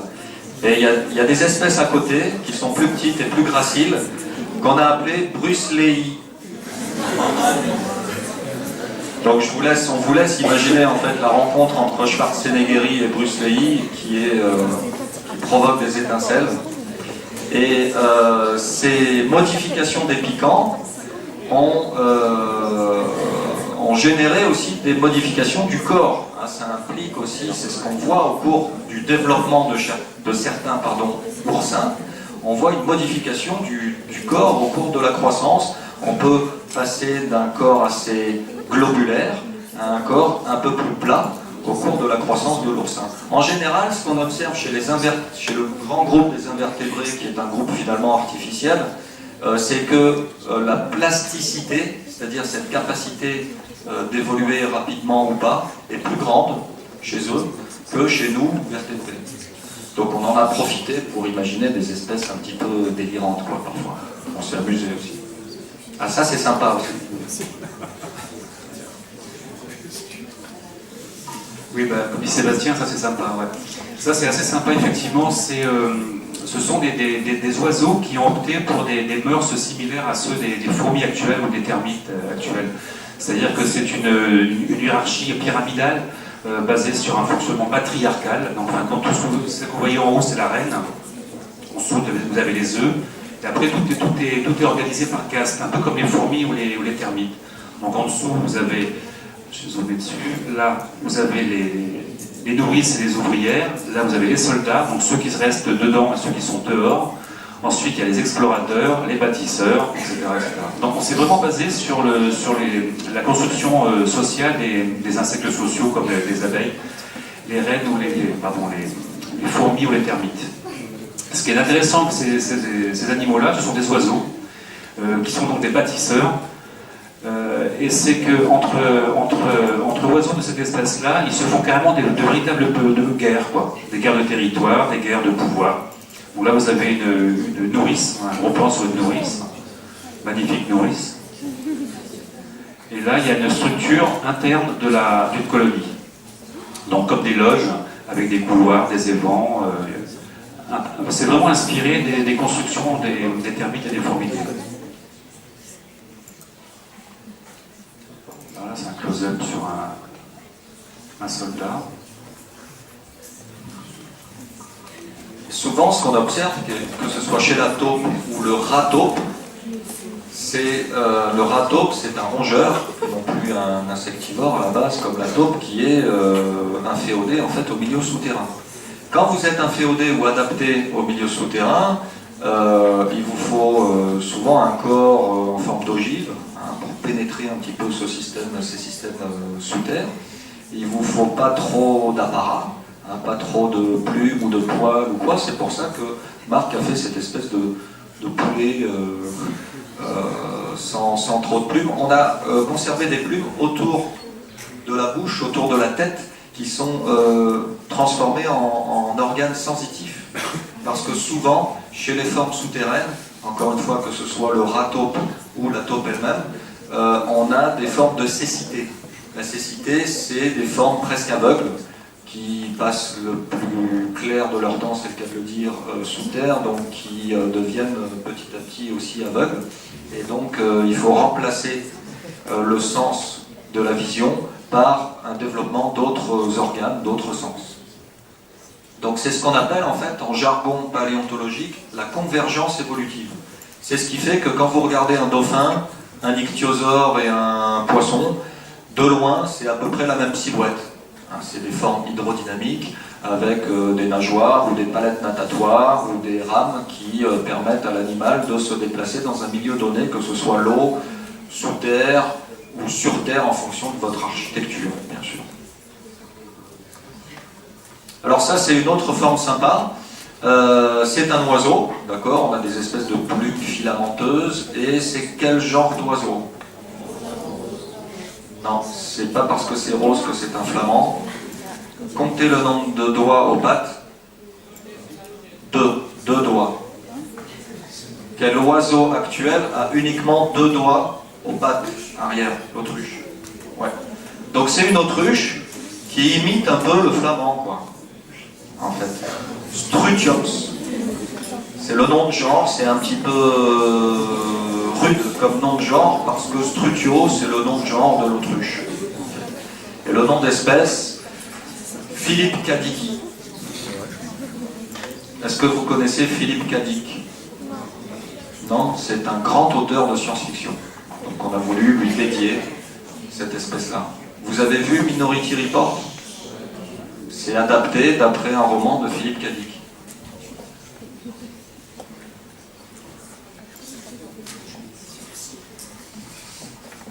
Ça va, on continue? J'ai l'impression que vous avez privilégié pour les formes terrestres la bipédie. Est-ce que c'est une idée que je me fais ou à travers les images que vous avez montrées, il y a beaucoup de bipèdes? Il y a pas mal de bipèdes effectivement chez les oiseaux dans ce scénario-là, parce que c'est plus facile de régresser des ailes que vraiment de les transformer en... Mais on n'a pas fait que des bipèdes dans les autres groupes. On a fait un scolopendre, donc il y a plein de pattes, qui est même planeur en fait. Donc, mais c'est vrai que la plupart des oiseaux, de nos oiseaux, sont bipèdes effectivement. C'est je pense, un petit défaut professionnel dû aux dinosaures. Parce qu'il y a beaucoup de dinosaures bipèdes. Bon, il y avait les grands quadrupèdes aussi, bien sûr, mais on a parlé des iguanodons et de la famille.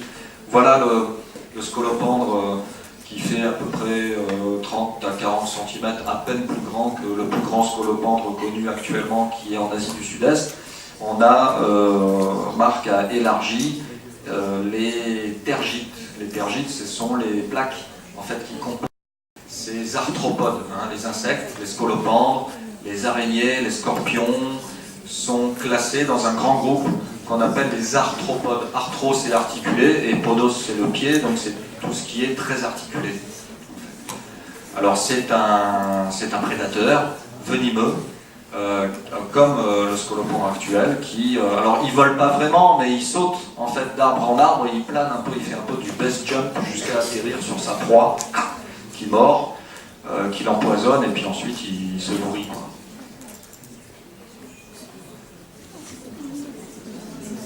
Alors on change un petit peu de groupe, facile, c'est un poisson. C'est un poisson-chat en fait, ça. C'est un poisson-chat du futur dont les moustaches se sont transformées en espèces de lampions, un petit peu comme on voit actuellement dans les abysses des océans. on a des poissons qui sont parfois bioluminescents et qui utilisent ces systèmes colorés pour soit attirer les autres, soit les autres pour se reproduire, j'entends, ou les autres petits zooplanctons, organismes du zooplancton pour se nourrir. Donc voilà, on a imaginé des feux d'artifice de différentes couleurs dans les abysses du futur, mais sur une base de poisson-chat avec le squelette intégré, modifié du poisson-chat actuel, y compris la moustache. Alors on a imaginé des formes aussi qui sont même capables de générer des décharges électriques entre les moustaches, c'est-à-dire qu'ils chassent en fait en banc, ils entourent les proies, genre les crevettes, comme c'est le cas de certains poissons encore actuels, et puis ils ouvrent leur espèce de moustache bifide en fourche, et puis ils balancent en fait des décharges électriques. Ça existe déjà chez pas mal de groupes différents de poissons. Vous avez en tête tous la torpille électrique, qui est capable d'électrocuter un être humain de morphologie moyenne. Mais il y a d'autres groupes de poissons chez qui des organes électriques ont été expérimentés, ont été développés. Et parfois, c'est du costaud, quoi.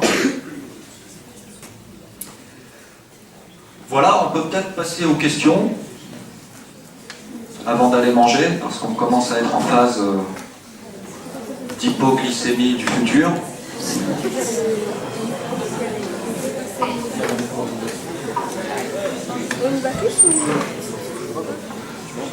N'hésitez pas.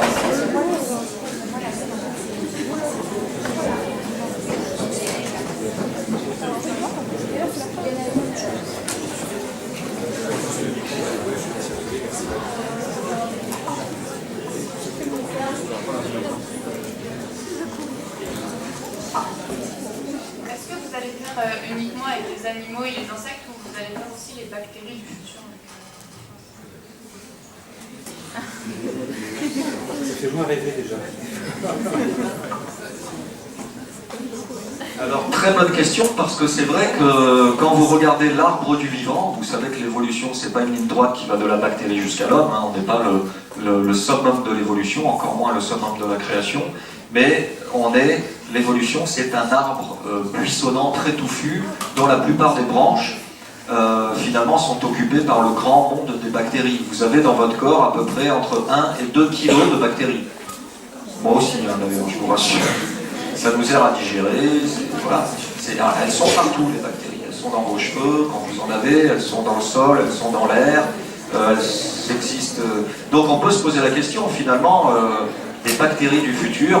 Voilà une sorte de bactérie du futur. Marc a réfléchi aussi sur certaines formes microscopiques en termes de biologie spéculative, soit sur une autre planète, soit dans le futur.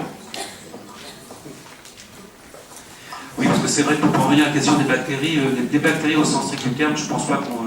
Moi, personnellement, c'est pas un truc qui me fait délirer, mais bon. Et c'est vrai qu'elles sont sympas aussi à voir au microscope, mais je suis pas sûr que ce soit porteur au niveau du grand public, tu vois. Mais par contre, moi, ce qui m'amuse, c'est de pouvoir inventer des formes, des nouvelles formes. Là, c'est en ce moment parce que je suis en train de travailler sur toutes les formes fractales, par exemple. Et ça, c'est quelque chose que je développe en ce moment. Alors je ne sais pas, je cherche encore un co-auteur, je ne sais pas s'il y en a dans la salle ou s'il y en a à côté de moi, je ne sais pas. Mais pour l'instant, je travaille sur une exoplanète justement basée à base de fractales. Voilà, ça, c'en est un exemple. Donc c'est ni organique, c'est ni minéral, c'est ni végétal, c'est un peu tout à la fois. C'est polymorphique.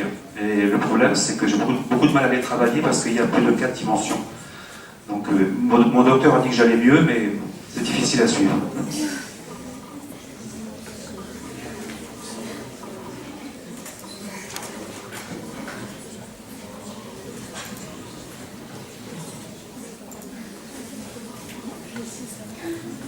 Pourquoi avoir retiré l'homme au lieu de le faire évoluer ou avoir un cousin tout aussi évolué?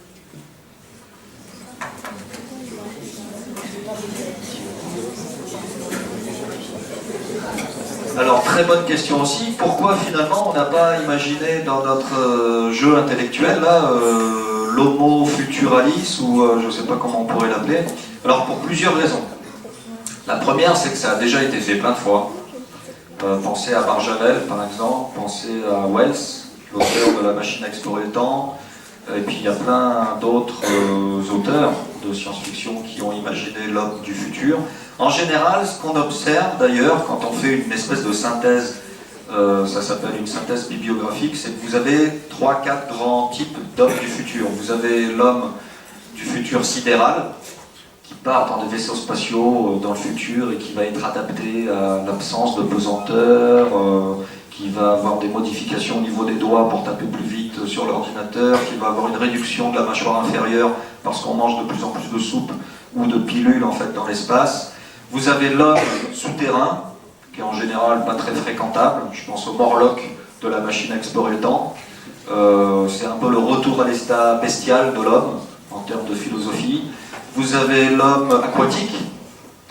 Vous n'avez pas connu, mais il y avait une série dans les années 70 ou 80, l'homme de l'Atlantide, avec, je ne sais plus quel acteur, avec des mains palmées, la réapparition de branchies, et puis éventuellement en fonction... Vous retrouvez ça de temps en temps dans la BD, des cités sous-marines magnifiques, avec des hommes poissons, un peu, je ne sais pas si vous connaissez Aqua Blue, la BD Aqua Blue, c'est un petit peu ça aussi.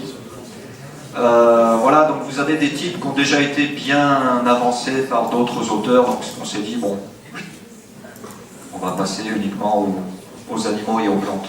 Mais je pense que Marc veut rajouter quelque chose. Oui, ce qui nous intéressait aussi par rapport à tout ça.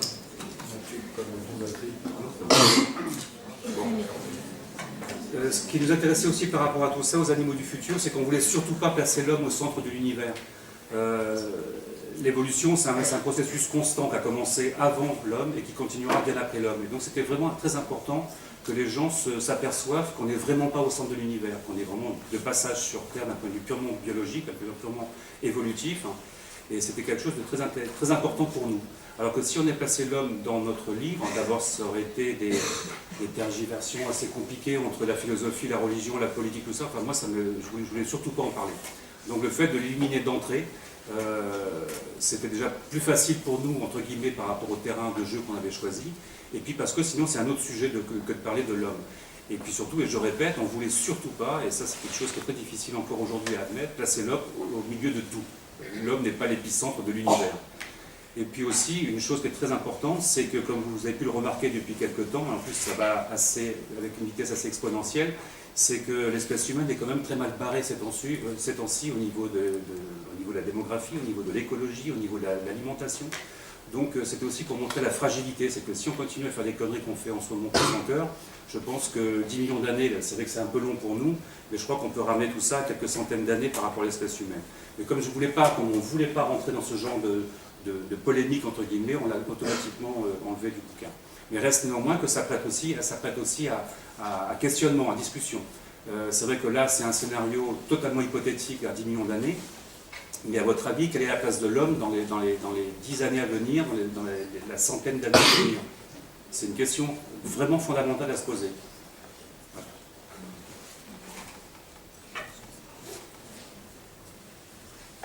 Voilà. Je voulais pas créer un froid. Hein. Je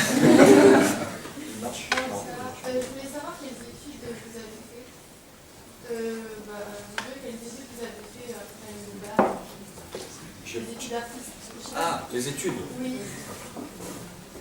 Moi j'ai une étude universitaire un peu classique, surtout comparée à Marc. Ça remarche. J'ai après le bac scientifique, pour être paléontologue, après le bac, il faut faire un bac scientifique. Et après, il faut faire 5 ans d'études, soit en géologie à l'université, soit en biologie, soit un peu les deux, comme ont beaucoup de professeurs en établissement scolaire. Ensuite, il faut faire un doctorat, donc c'est 3 ans, comme les médecins en fait, sauf qu'on travaille sur la médecine des dinosaures. Et puis ensuite, on peut postuler à des concours pour devenir paléontologue, soit dans des universités. Donc on enseigne aussi d'autres disciplines, mais on fait de la recherche en paléontologie, soit au CNRS, soit ailleurs aussi à l'étranger. Alors ça paraît très long tout ça, mais quand on aime, on ne compte pas. Quand on est passionné, si vous aimez, allez-y. Donnez-vous tous les moyens pour faire de votre passion, quelle qu'elle soit d'ailleurs, votre métier, si vraiment c'est ce que vous voulez.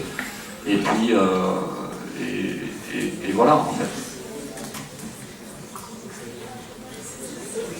Alors, par rapport à mon travail, c'est quand même assez atypique, puisque quand je me suis lancé là-dedans, il n'y avait pas d'école. Les beaux-arts ne correspondaient absolument pas à ce que je voulais faire. Donc quoi vous dire par rapport aux études que j'ai faites, mis à part le fait d'apprendre beaucoup de choses avec les scientifiques. Non, je crois que je suis vraiment un autodidacte, donc j'ai pas suivi d'école spécialement, enfin en tout cas pas d'école de beaux-arts. C'est vrai que j'étais l'apprenti d'un maître sculpteur pendant très longtemps, d'un maître mouleur aussi, donc ce qui m'a permis quand même d'approfondir un petit peu tout ce qui était sculpture traditionnelle. Mais je n'ai pas vraiment suivi de cursus scolaire, strictement scolaire, par rapport à mon travail. C'est vrai que, d'abord quand j'y travaille, c'est pas vraiment un travail, c'est une passion. Moi, j'ai pas vraiment l'impression de travailler. Il ne faudrait pas que je le dise, parce que sinon on se demanderait pourquoi je suis payé, mais c'est vraiment une passion à part entière. Moi, je sais que je travaille énormément. Ma vie est totalement centrée sur mon travail, parce que c'est un travail qui demande énormément de passion. Et puis aussi qui favorise les rencontres avec les scientifiques. Donc lorsque j'ai des lacunes scientifiques pour arriver à faire ce que je veux au niveau des visuels ou des animaux, je vais automatiquement toquer à la porte de tel ou tel scientifique, de tel ou tel spécialiste. Et à chaque fois, j'en ressors beaucoup plus instruit. Et c'est bien. Je suis pas très jeune, et n'empêche que je suis toujours dans la mouvance d'apprendre. Je suis toujours dans un mode d'apprentissage. La plupart des gens ont l'impression que lorsqu'ils ont quitté l'école, ils n'ont plus rien à apprendre, ce qui est absolument faux. L'école vous apprend à apprendre, justement. Et lorsque vous êtes sorti de l'école, il vous reste tout à apprendre. Et quand vous voyez la diversité et comment dirais-je, la masse de choses intéressantes à apprendre, quel que soit le sujet, parce que les sujets sont infinis, bien sûr, je trouve que c'est vachement positif, c'est vachement jouissif, même le fait d'apprendre. Voilà, donc j'ai pas vraiment suivi d'école. Alors c'est vrai que maintenant il y a des écoles, tant mieux, des écoles d'ailleurs dans lesquelles je donne des cours maintenant, ce qui est un paradoxe. Mais sinon, voilà, j'ai pas suivi de cursus scolaire en tout cas.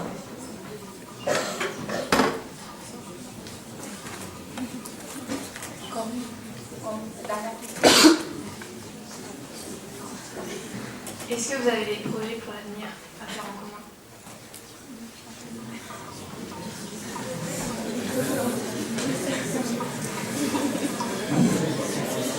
Alors des projets en commun, forcément qu'on en a. Là, en ce moment, on travaille sur des animaux paléontologiques, enfin, sur des reconstitutions paléontologiques. Alors j'avoue que je suis un petit peu labour parce que ça fait longtemps que Sébastien me demande un animal que je dois reconstituer, puis j'ai pas le temps parce que je fais autre chose. Enfin, je travaille avec d'autres paléontologues, c'est pour ça. Bon, je ne voudrais pas le dire en public, mais maintenant il le sait, trop tard. Sinon, des projets en commun, on nous pose toujours la question, depuis que le livre est sorti, est-ce qu'il y aura une suite, par exemple? Bon, c'est sûr que là, le bouquin est sorti il y a à peine un an. Bon, là, on est un petit peu, pour l'instant, il n'y aura pas forcément une suite directe aux animaux du futur comme ça, mais on commence à réfléchir justement à une suite quand même, quoi. Et puis sinon, Sébastien a d'autres projets par ailleurs, et j'en ai d'autres aussi sur tout ce qui est exobiologie, surtout. Vous savez que l'univers, en tout cas la vie sur d'autres planètes, c'est quelque chose qui m'intéresse beaucoup. Et puis la semaine prochaine, je crois, on rencontre un producteur. Donc peut-être un documentaire sur les animaux du futur. On croise les doigts l'année prochaine, dans N années. On n'espère pas dans 10 millions d'années.